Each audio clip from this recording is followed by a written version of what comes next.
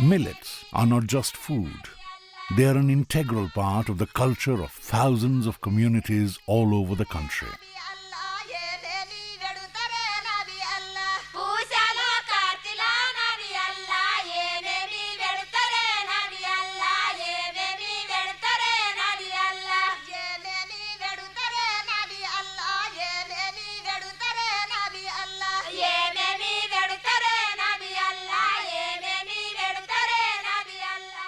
In South India, the sorghum growing Deccan areas of Telangana, Marathwada and North Karnataka use sorghum to bless their newlyweds.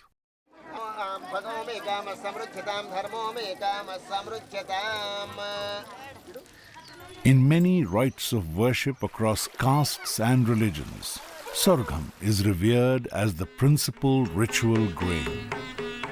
Dasara, a major festival in the Deccan region, witnesses a unique celebration. This celebration makes testing seeds by women as an essential part of the festival ritual.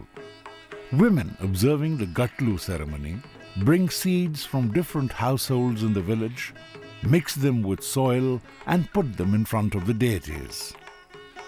Then they retreat into isolation and keep a steady watch over the seeds until they germinate.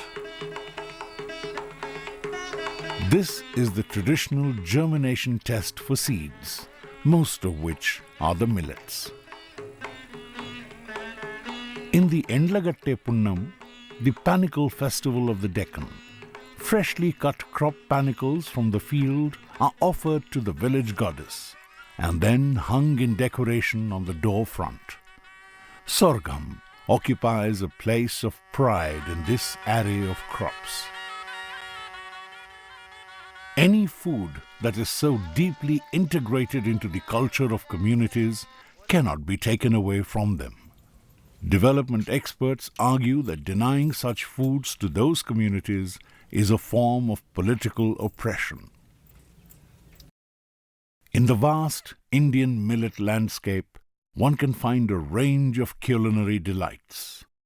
Each region has its own variation on the millet food theme. Sorghum bread, or jowar roti, is the most desired staple diet of the Deccan region in South India.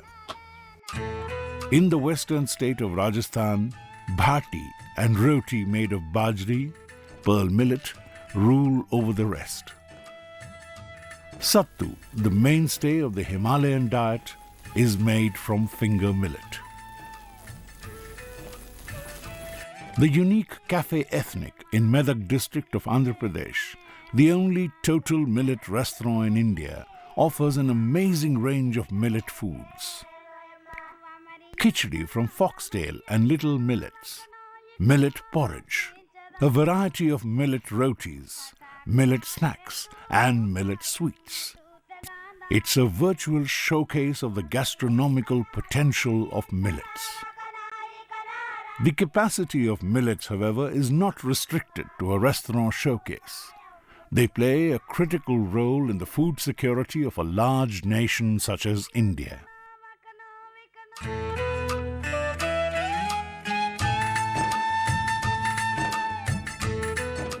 India cultivates a total of 143 million hectares of farmland. Of this, 92 million hectare is rain-fed. This forms nearly 65% of all arable land in the country. This vast dryland belt stretches across the Deccan Plateau, northern Karnataka, Marathwada, the deserts of Rajasthan, the tribal areas in central India, and the Himalayas. This is the home of millets.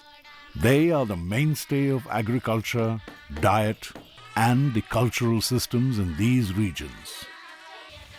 But the beauty of millets lies in the fact that they can grow on extremely marginalized lands. This 1 acre of land on which Rayapalli Susilamma's entire family feeds has soil that is just a few inches deep. This is a marvel by itself, but that millets grow without any irrigation makes them truly miracle grains.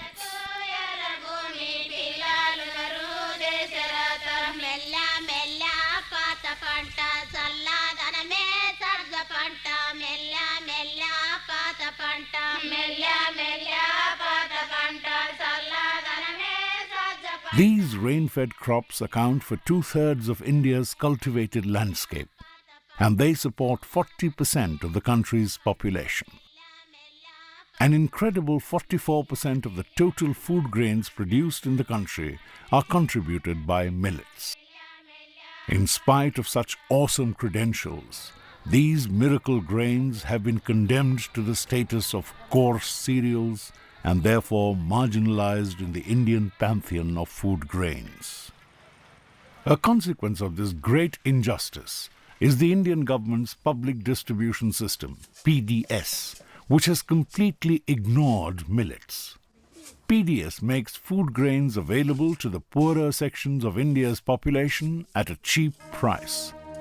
PDS engages with only two grains, rice and wheat, for its procurement and distribution. Millet is not on its map. The Indian rice and wheat farmers grow their crops on some of the most fertile lands in the country. Their lands get irrigated by perennial rivers through highly subsidized irrigation systems. They get seeds and fertilizers at prices discounted by the state. In addition to all these advantages, they also get a ready market through the PDS procurement system. The millet farmers, on the other hand, grow their crops on extremely harsh soils.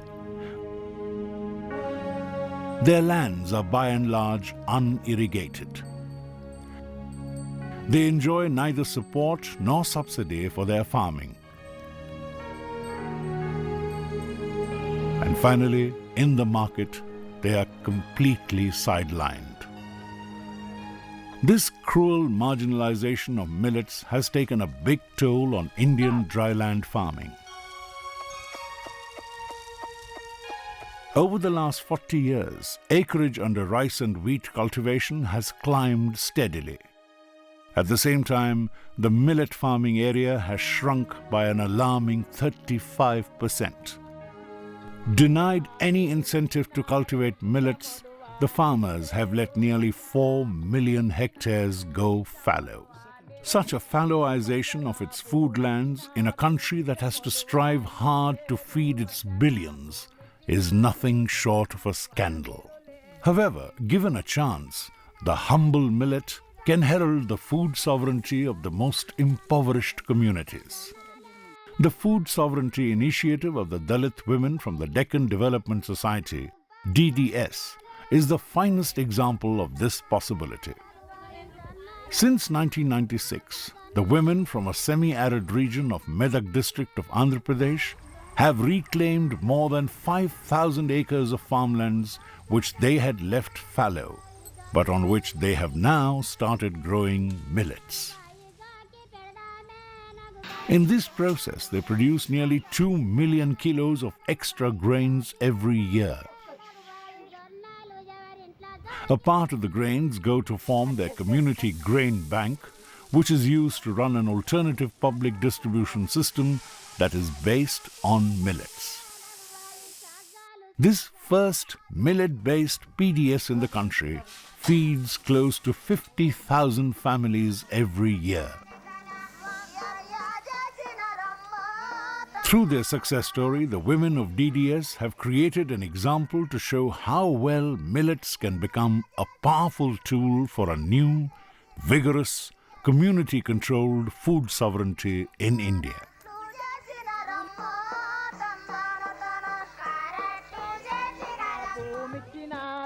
Juxtapose this with the current fallows in India, which add up to about 15 million hectares.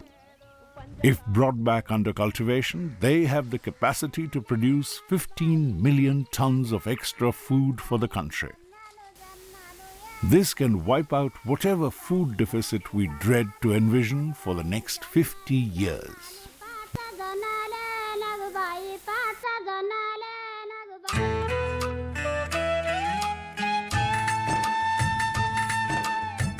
Most millet fields are inherently biodiverse. This is the tradition of millet farming in the country. 6 to 20 crops are planted on the same space at the same time. The famous Baranaja cropping systems in the Himalayas are a testimony to this. In this millet-led system are embedded 12 different crop varieties. Sat Dhan in Rajasthan also is a host to a large variety of millets. The Pannendu Pantalu system of the south grow millets in combination with pulses and oilseeds, thus making it a holistic farming system. In such systems, millet cultivation does not only address the food security, but also translates into fodder, health, and nutritional security. Since much of the rain-fed farming tends to be ecological, it also gives rise to a unique phenomenon called uncultivated foods. In every cultivated millet landscape, each seed sown nurtures tens of voluntary plants. This means that 30% of the yield from the field is voluntary. In other words, they are not intentionally cultivated by the farmer. Most of these uncultivated foods form a wide variety of greens that offer food and nutrition to the poor. Why Indian policymakers have not discovered that millets are the only answer to the malnutrition that plagues the Indian poor is a big surprise. Malnutrition levels in India are worse than that of the sub-Saharan African region. This is purely due to the fact that the poor in the country are subjected to a rice diet through the PDS. Rice is full of carbohydrates and cannot offer good nutrition to the poor. On the other hand, millets are storehouses of nutrition. By any nutritional parameter, millets are miles ahead of rice and wheat. In terms of their mineral content, millets dwarf rice and wheat. Each one of them has more fiber than rice and wheat, some as much as 50 times than that of rice. Finger millet has 30 times more calcium than rice, while every other millet has at least twice the amount of calcium compared to rice. In their iron content, foxtail and little millet are so rich that rice is nowhere in the race. While most of us seek a micronutrient such as beta-carotene in pharmaceutical pills and capsules, millets offer it in abundant quantities. The much privileged rice, ironically, has zero quantity of this precious micronutrient. In this fashion, nutrient to nutrient, every single millet is extraordinarily superior to rice and wheat, and therefore is the solution for the malnutrition that affects a vast majority of the Indian population.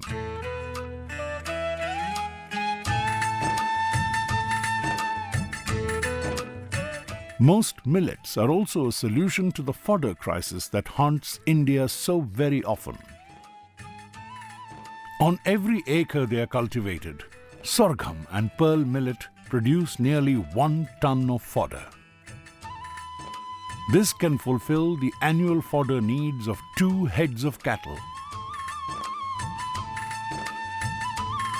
A village that has 500 acres of millet cultivation can support nearly 1,000 cattle.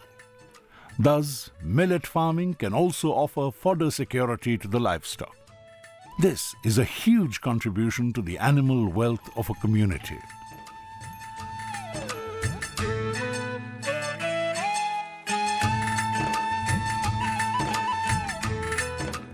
Another capacity of millet farming that is not often spoken about is the livelihood security it offers.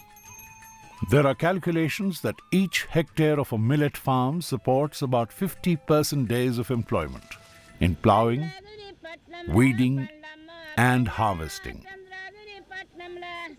Even if 50% of the 92 million hectare rain-fed landscape of India is devoted to millet farming, it can support a minimum of 450 million person days of livelihoods per season.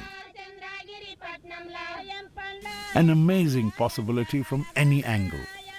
It is strange that this vital potential of millet farming has been so completely overlooked by the Indian policy makers.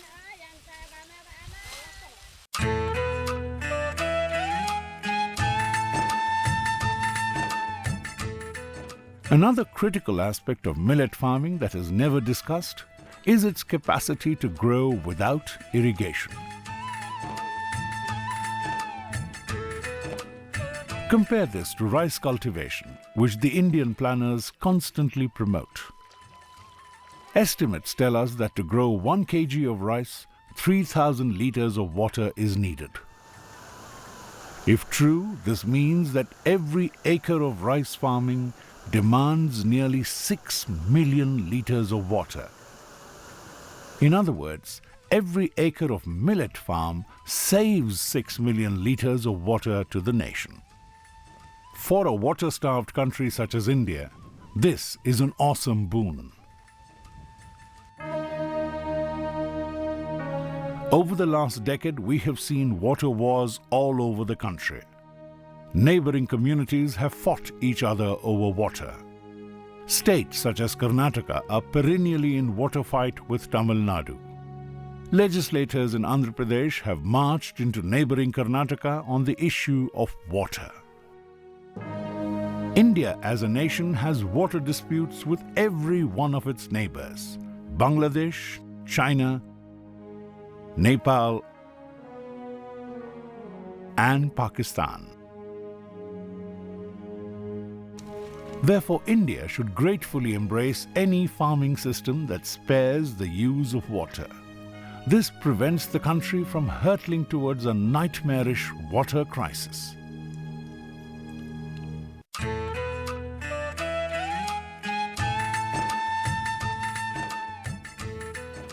The latest crisis that faces humankind is the crisis of climate change.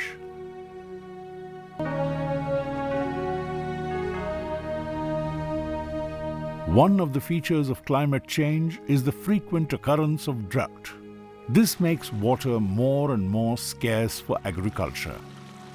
Only the hardy millets have the strength and resilience to withstand such harsh conditions. On the other hand, rice farming becomes the first victim of climate change. It cannot sustain such water starvation.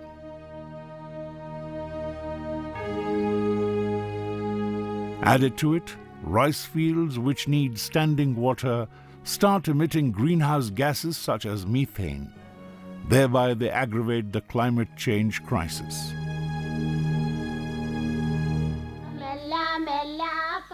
Millets, which are normally grown under intercropping conditions, have legumes as their companion crops. Legumes with their abundant leaf fall make millet farms one of the finest carbon-fixing tools, and thereby turn into a wonderful answer to the climate change crisis. In the ultimate analysis, the humble millets are not so humble after all. They show us the way out of our food, fodder, nutrition, and water crisis. They have the capability to grow on the very poor lands of very poor people. They alone can withstand the harshest of climates in the arid and semi-arid regions and still offer food and fodder. They can stand up to the most modern crisis of them all, climate change. Seen from any angle, millets shine forth as the miracle grains.